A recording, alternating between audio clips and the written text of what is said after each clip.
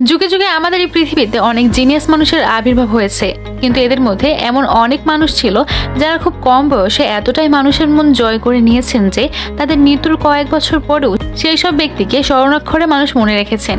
এরকম এক মহান সাক্ষী ছিলেন দি ব্রুস লি, যাকে গোটা দুনিয়ার বেস্ট মার্শাল আর্টিস্ট বলে মনে করা হতো। তার ফাইটিং গতি এতটাই ছিল যে মুভির শুটিং এর সময় তার অ্যাকশন সিনগুলোর গতি 24/সেকেন্ড স্লো মোশন করে দেওয়া হতো, না হলে তা মানুষের চোখে ধরাই পড়তো না। ব্রুস লি পড়াশোনাতে বা স্কুল কলেজে মন বসতো না, তবে তার লাইব্রেরিতে 2000-এর বেশি বই ছিল। পৃথিবীর অনেক মানুষ তাকে দি গ্রেট ফিলোসোফার বলে মনে করে।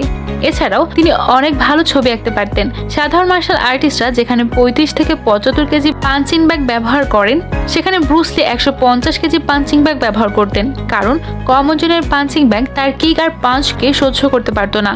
তো অবশেষে তার মৃত্যুর পর তাকে ঘিরে অনেক রহস্য এখনো লুকিয়ে রয়েছে। তার আসল কাহিনী কেন আমাদের থেকে লুকিয়ে রাখা হয়েছে, আজ আমরা সেই রহস্যের উদ্ঘাটন করতে চলেছি, যা এর আগে হয়তো আপনি শোনেননি। তার ট্যালেন্ট আর স্কিল সম্পর্কে জানলে আপনার গায়ের লোম খাড়া হয়ে যেতে পারে, তাই ভিডিওটি সম্পূর্ণ দেখার অনুরোধ রইল। ব্রুস লির জন্ম 1940 সালের 27 নভেম্বর। তার জন্ম আমেরিকার সান ফ্রান্সিসকোর এক চীনা পরিবারে। ব্রুস লির মা ছিলেন একজন জার্মানি, তাই তাকে হাফ জার্মানও বলা হতো। ব্রুস লির পিতা ছিলেন লি হুই চোন, যিনি পেশা ছিলেন একজন অপেরা আর্টিস্ট এবং একজন ফিল্ম আর্টিস্ট, আর ওনার মাতা ছিলেন গ্রেসো, যিনি একজন হাউসওয়াইফ ছিলেন। ব্রুস লিকে নিয়ে তারা মোট 4 ভাই বোন ছিলেন। কোনো কারণবশত ব্রুস লির পরিবারকে আমেরিকা ছেড়ে হংকংয়ে আসতে হয়েছিল। ব্রুস লির পিতা যেহেতু একজন ফিল্ম আর্টিস্ট ছিলেন, তাই ওনার অনেক পরিচিত ছিল। পিতার হাত ধরে অনেক ছোটবেলা থেকে ব্রুস লি সিনেমা জগতে কাজ করার সুযোগ পেয়েছিলেন। অনেক কম বয়সের মধ্যেই একের পর এক ব্রুস লির 20টি সিনেমায় কাজ করে ফেলে। ব্রুস লি যখন ছোট, তিনি শারীরিক দিক থেকে অনেক দুর্বল ছিল। তারা হংকংয়ের এমন জায়গায় বসবাস করত যেখানে আশেপাশের বাচ্চারা ব্রুস লিকে মারধর করত। এই কারণে ব্রুস লির পিতা তাকে মার্শাল আর্ট এবং সেলফ ডিফেন্স ট্রেনিং এ ভর্তি করিয়ে দেয়। আর তারপর থেকে সে এতটাই পারদর্শী হয়ে যায় যে গলি মহলার বাচ্চারা তার কাছে আসতে ভয় পেত। 13 বছর বয়স থেকে ব্রুস লি ইফম্যান এবং উইং চুইং এর ট্রেনিং নিতে শুরু করে। ইফম্যানকে ব্রুস লি তার আসল গুরু মনে করত। এছাড়াও ভারতীয় গামা পালোয়ান থেকে ব্রুস লি অনেক প্রভাবিত ছিল। যখন ব্রুস লি মার্শাল আর্টে পুরোপুরি পারদর্শী হয়ে যায়, আশেপাশের ছেলেদের একদম সোজা করে দিয়েছিল, আর এর জন্য ব্রুস লির পিতাকে অনেক অভিযোগ শুনতে হতো। একবার পুলিশও ব্রুস লির বাড়িতে অভিযোগ নিয়ে এসেছিল। ব্রুস লির পিতা এত অভিযোগের পর সিদ্ধান্ত নেয় তাকে আমেরিকা পাঠিয়ে দেওয়া হবে এবং ব্রুস লিকে বলা হয় পরবর্তী পড়াশোনা তুমি আমেরিকাতেই করবে। এরপর ব্রুস লি পিতার কথা মতো আমেরিকা এসে ইউনিভার্সিটি অফ ওয়াশিংটনে ভর্তি হয়। তার পড়াশোনাতে মন বসতো না, তাই কলেজের অন্য ছাত্রদের মার্শাল আর্টের ট্রেনিং দিতে শুরু করে এবং ওখান থেকে টাকা উপার্জন করতে থাকে।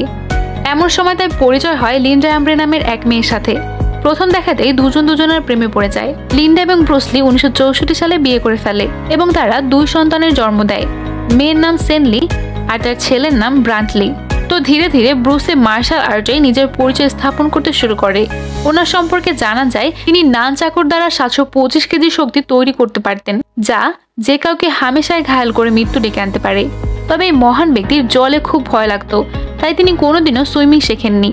আপনি জানলে হয়তো অবাক হবেন, ব্রুস লির একটি মাত্র পাঞ্চ 148 কেজি ফোর্স তৈরি করত।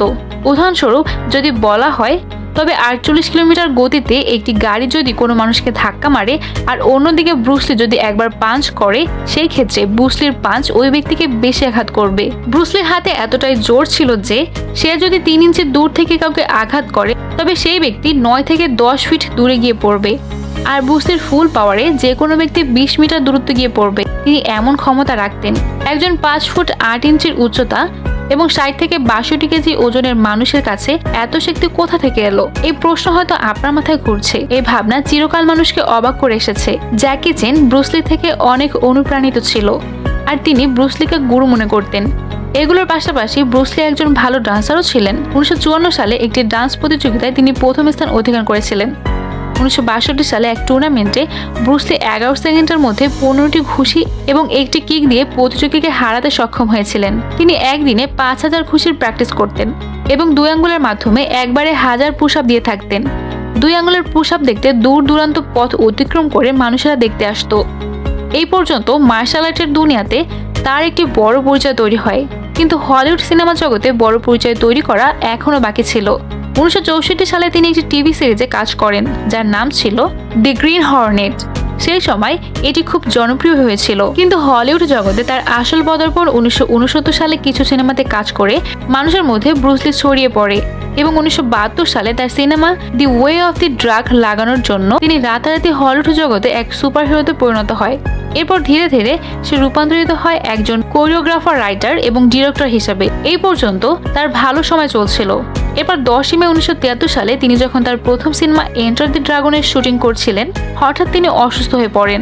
তাকে হংকং এর ব্যাপটিস্ট হাসপাতালে নিয়ে যাওয়া হয় এবং ওখান থেকে জানানো হয় ব্রুস লির একটি রোগ আছে যার নাম সেরিব্রাল এজেমা।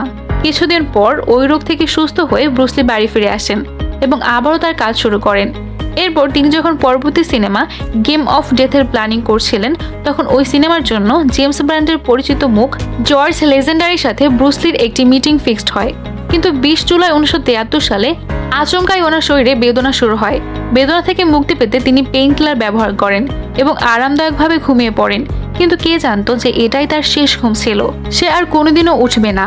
ব্রুস লিকে তৎক্ষণাৎ কুইন এলিজাবেথ হসপিটালে নিয়ে যাওয়া হয়। সেখানে ওনাকে মৃত ঘোষণা করা হয়। তদন্ত করে জানা যায় ওনার মৃত্যু এক প্রকার অ্যালার্জি রিয়াকশনের কারণে হয়েছে। আসলে ব্রুস লি হাসিস নামে এক প্রকার ড্রাগস নিতেন, যা তখনকার সময় লিগাল ছিল। যেহেতু ওই সময় তিনি পেইন কিলার ব্যবহার করেছিলেন, তাই কিছু ডক্টর মনে করেন পেইন কিলার এবং ড্রাগসের রিয়াকশনের কারণে ব্রুস লির মৃত্যু হয়েছে।